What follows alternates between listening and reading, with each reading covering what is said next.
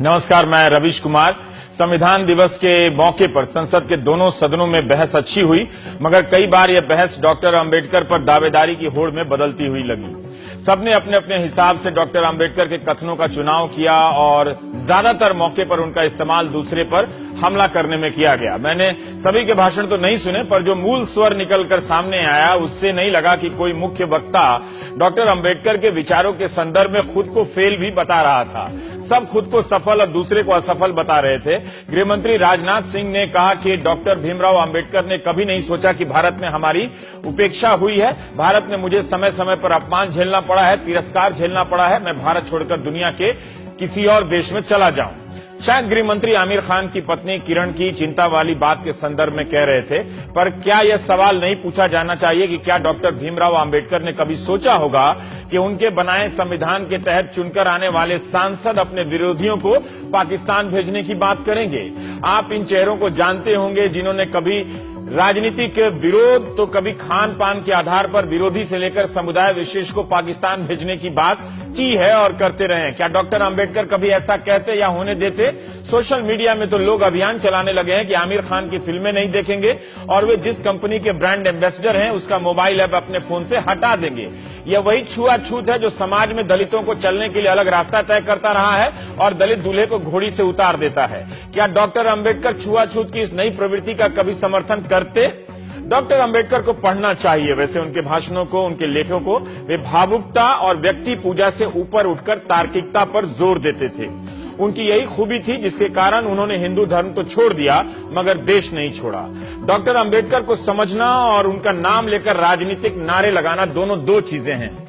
अगर अंबेडकर के रास्ते पर चलने का दावा सब कर ही रहे हैं तो फिर ऐसा क्यों है कि एक साल में हिंदुस्तान में दलितों के प्रति हिंसा 19% बढ़ जाती है?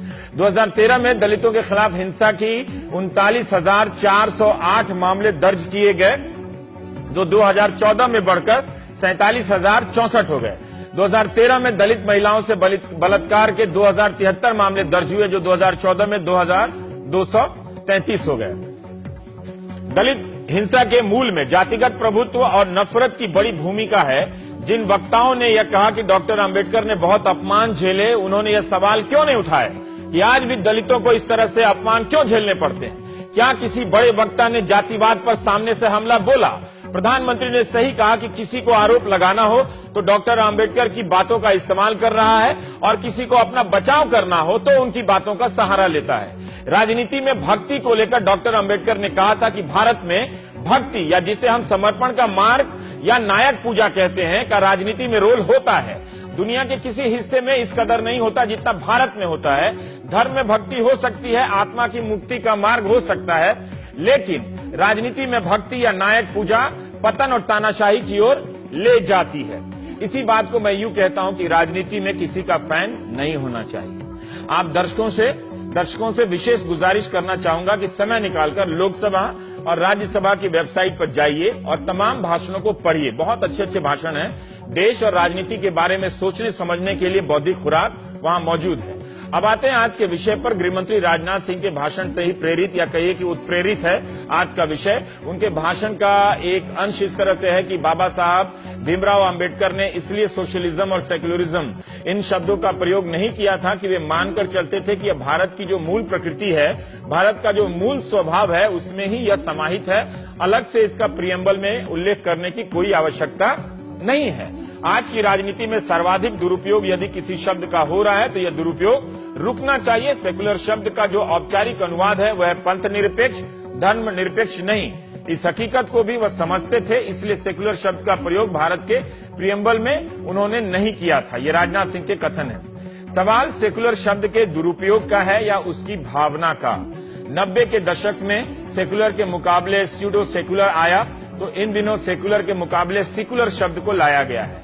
राजनीतिक गठबंधनों और गलतियों को सेकुलरिज्म से जोड़ा गया, तुष्टीकरण से भी जोड़ा गया। अल्पसंख्यक तुष्टीकरण की पहचान हुई तो बहुसंख्यक तुष्टीकरण को भी राजनीतिक आधार बनाया गया।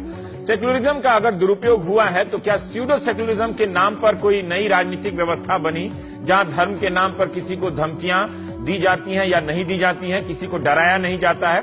आप ही बताइए, बिहार के चुनाव में बीजेपी का गौ मांस का मुद्दा उठाना या मतदान से पहले अखबारों में गाय का विज्ञापन देना सेक्युलरिज्म है या सेक्युलर काम है? यह तस्वीर बंगाल में ममता बनर्जी की है, जो जब वो जमीयत उलेमा हिंद की रैली में हिस्सा लेने पहुंची हैं। ये सेक्युलरिज्म है या सेक्युलरिज्म है? टोपी उतार देना सेक्युलर है या मंदिर में जाकर चंदन दान देना? हमारे नेता धर्म और राजनीति को अपनी सुविधा के हिसाब से मिक्स करते रहते हैं। आप किसी भी सरकार और किसी भी दौर की घटना उठाकर देख लीजिए, जब भी कोई संगठन किसी भी धर्म से जुड़ा हो, वो आस्था और धर्म के सवाल को लेकर सामने आता है तो हमारी कानून व्यवस्था की सांसें फूल जाती हैं। सरकारें आस्था की दावेदारी करने वालों का साथ देने लगती हैं और व्यक्ति अकेला असहाय पड़ जाता है। जयपुर में जब कलाकारों ने प्लास्टिक की गाय गुब्बारे के सहारे हवा में लटकाई तो कुछ अज्ञात लोग नाराज हो गए। कलाकारों का कहना था कि वे इसके जरिए बताना चाहते थे कि शहरों में गाय की कितनी हालत खराब है, चारे के लिए घास नहीं मिलती, हमारी गाय पॉलिथीन खाने के लिए मजबूर है। पुलिस का कहना था कि जिस तरह से गाय लटकाई गई है उससे नेगेटिव मैसेज जा रहा है। यही नहीं, विरोध करने वाले लोग कौन थे किसी को पता नहीं चला, मगर पकड़ के कलाकारों को थाने में बिठा दिया गया और विरोध करने वालों ने गाय को उतारकर पूजा अर्चना भी कर दी।